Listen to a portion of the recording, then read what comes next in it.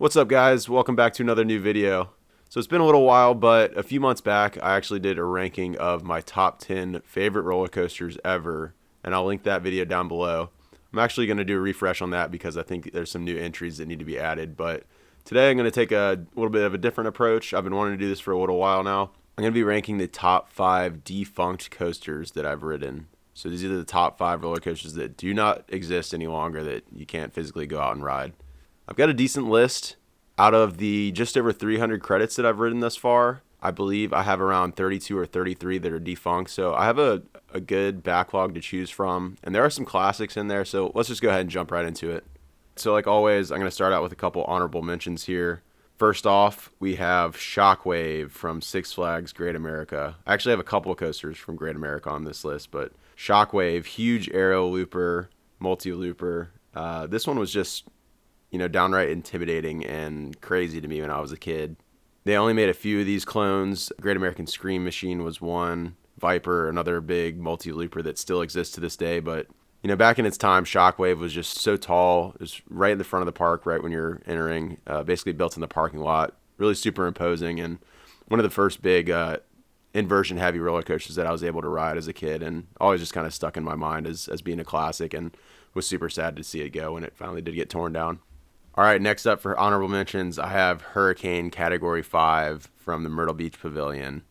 I don't even like to get started about this park because it really deeply upsets me. It's just horrible what happened to the Pavilion, a seaside amusement park that was in Myrtle Beach for over 50 years, a downright institution for the area, basically removed for the promise of real estate that unfortunately it's still sitting as an empty field to this day. So downright despicable what they'd done, but the Hurricane was a classic woody out and back CCI that had plenty of airtime. It did get pretty rickety to the end of its lifespan. I'm sure they didn't take great care of it, but it was a really awesome coaster to look at. It pretty much stretched the entire length of the park on the left side. Had a really unique elevated station with a pretty cool drop into the first lift hill. 2 awesome helixes, and just, a ton of fun to ride. It's pretty sad to see what's happened to Myrtle Beach in the last 10, 20 years. I mean, it's never really been that nice of a place, but the Pavilion really made this boardwalk area, and it's just so sad what has happened to this park, unfortunately. All right, next honorable mention, we're heading back to Six Flags Great America. This is Deja Vu. I don't believe this coaster operated for that long at Great America, but I was able to ride it once. It was broken a lot of the time that I went there, but, thankfully I was able to ride it, and it was so powerful. These giant inverted boomerangs are crazy, specifically with the original trains that Vekoma had, originally intended for them. I did get a chance to ride Goliath at Six Flags New England in the last few years, and that didn't compare in the slightest to the glory that was Deja Vu back in the day. Those 2 towers are so wild. Having your body weight, your entire body weight on the restraint like that when you're going up in reverse, pretty wild. The inversions were just huge, and it was relatively smooth from what I remember. I've heard Aftershock over at Silverwood kind of brings back the original memories of Deja Vu, so I'd like to experience that at some point soon. Last up for honorable mentions, funny enough, we're heading back to Myrtle Beach. This is Led Zeppelin, the ride from Hard Rock Park. It's funny because I do have to say I do remember a bit more about the 2 other coasters that I rode at Hard Rock Park. One was the maximum RPM, had the spinning Ferris wheel lift hill, which was pretty unique for its time. The other was a mine train themed to the Eagles, which was a lot of fun, had a double lift hill. But this was the flagship coaster at Hard Rock Park. I was actually fortunate enough to visit Hard Rock Park the first year that it was open. It was exactly, how pretty much everyone says it was. The ticket prices were astronomical for what they offered. Granted, they did have a couple good roller coasters, but that was pretty much the extent of it. A couple flat rides, a couple shows, and, the dark ride in the back. But, Led Zeppelin was really the main draw for me. Having a huge B&M just a couple miles from the beach at Myrtle was pretty crazy to me. It had great theming. Obviously, I'm a huge rock and roll fan, so this one really hit home for me. It was just butter smooth, and with the on-ride audio, hearing a whole lot of love, I believe, when you're going down the drop was pretty awesome. I do remember it, being a very smooth ride and just an all-around, memorable experience. All right, so getting into my top 5, kicking off the list, I have Son of Beast at Kings Island in Mason, Ohio. Now, I was actually able to ride Son of Beast on multiple occasions, and it varied in kind of how it rode. Obviously, I wasn't able to ride it without the loop, funny enough, but I was able to ride it after they made heavy modifications after the first couple of seasons. And I got to say, the first time I rode it, I found it to be pretty awesome. I was a kid at the time, so I think, jerkiness and, the shakiness that most people complain about probably didn't bother me because I was just a little kid, that was fine with getting tossed around a little bit. The loop was, as everyone says, the smoothest part of the ride. It was pretty forceful, and it was wild how the transition from wood to steel was that, vast of a difference. But I don't know. It was just such a huge structure. I'd never seen a mountain of wood that large, as a kid. It was pretty intimidating coaster to ride, and we not really seen anything like it before. So that's really why it's made this list. It was pretty infamous. I did get back to ride it a few years after that, and of course it was pretty much everything that everyone makes it out to be. It was brutal. I think I broke my back, and did not nearly enjoy it as much as I did the first time, but definitely had to make this list just for how legendary this coaster is in the enthusiast world. Coming back to my home park for number 4, we have the Big Bad Wolf at Busch Gardens, Williamsburg. Now, I think like most adolescents that kind of grew up in my time, the Big Bad Wolf was a pretty popular transition coaster for a lot of folks.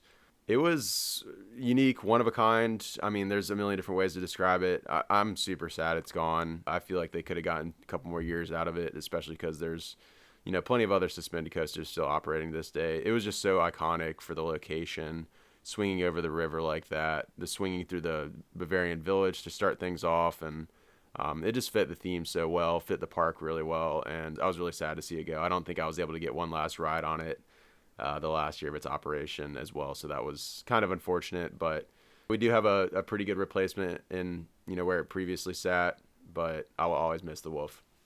All right, just up the road for number 3 and actually for number 2, but number 3 we have Hypersonic XLC at Kings Dominion, just outside of Richmond, Virginia, in Doswell.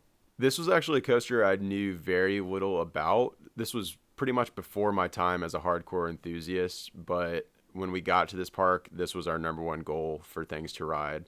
Seeing that tower, watching that coaster launch, pretty mind-blowing, especially as such a young kid. I don't think I'll ever forget the sensation of acceleration on that coaster. I think it's 0 to 80 in 1.8 seconds. Even to this day, there's not many coasters that have eclipsed the rate of acceleration there. Incredible feeling launching up towards the sky, flinging over that top hat. You did get some good air time. That was pretty much the extent of the ride there, but I don't know. It just had an aura to it. It always drew massive lines. It was broken down a lot, so it was pretty rare to be able to ride it. And thankfully, I did, multiple times in its short history. But it's definitely one I was sad to see go. Number 2 comes from the exact same park, Kings Dominion, pretty much catty corner to Hypersonic XL, location-wise in the park, was Volcano the Blast coaster. Now, I don't think this coaster really needs too much of an introduction. It's closed pretty recently, so a lot of folks are aware of it. It was just super unique. I'm a sucker for theming, so getting launched out of a volcano, yes please. Add some fire, yeah, of course. It's, double launch inverted coaster from Intamin. Really, I think it was actually a prototype of that, sort of model. It really was down for maintenance quite a bit, and again, one of the ones that had endless lines and was a little bit trickier to get on, but the ride experience was unmatched. Just as I said, launching out through that volcano, huge inversion out of there with the fire blasting off, then just the slow rolls throughout the rest of the ride. It was a little short, that was the one knock, but it just packed so much into that short layout that I think pretty much everyone gave it the benefit of the doubt. This is one that I'm hoping to see a good replacement for. There's been rumblings of a wing coaster coming to this area at Kings Dominion. Nothing's been officially announced, but hopefully we see something here soon that does the volcano some justice.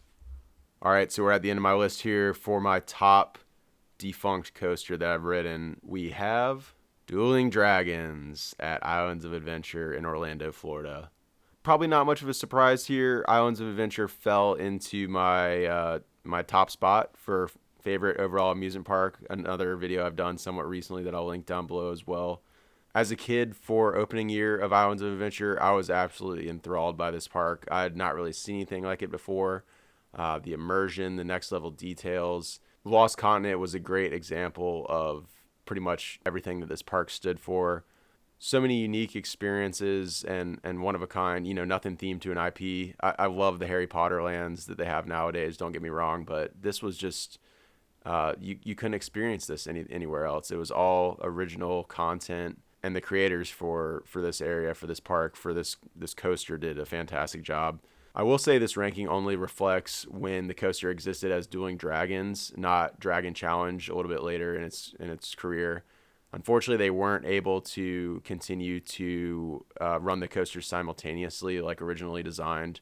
There were a couple incidents with guests, so unfortunately they stopped letting them duel, and they really, you know, kind of lost their main appeal after that. But these two coasters in themselves were awesome. They had a lot of good inversions packed in, but the dueling element really took it up to a whole nother level. I remember vividly seeing folks' feet fly under me, flying over the airtime hill on the Fire Dragon with the Ice Dragon doing a 0G under you. So many near misses with the castle, other terrain elements. The loops where you come straight at each other are iconic, and that memory will be forever burned into my brain. You know, even if the coaster's not there any longer, I still kind of see it anytime I step into the Hagrid's Queue. You know, I'll always remember the original incarnation of Dueling Dragons, and obviously another one I was very sad to see leave this park. If I had to rank them individually, I think the Fire Dragon was slightly better than the Ice, just because of its length. I believe it had an extra inversion. The Ice Dragon was great too. It had a Cobra Roll and some other kind of unique inversions, but I did always prefer the Fire for some reason. So that's it. What do you guys think of my list? I'm pretty proud of it, honestly. I think I've been on a decent amount of pretty legendary defunct coasters, but I'd love to hear some other opinions in the comments. Other folks who have been around longer than I have, I'd love to hear some other, you know, kind of unique coasters these have been on that may not exist anymore. There's a couple out there that I was sad to never have gotten on before they kind of kicked the bucket, but, you know, that's maybe a video for another day. How about you guys? Have you ridden any coasters on this list? I'd love to hear some feedback in the comments below. That's going to do it for today, though. Make sure to hit that subscribe button for plenty more videos like this. Feel free to give it a like if you enjoyed the video. Thank you guys so much. I really appreciate everyone's support. We'll see you in the next one.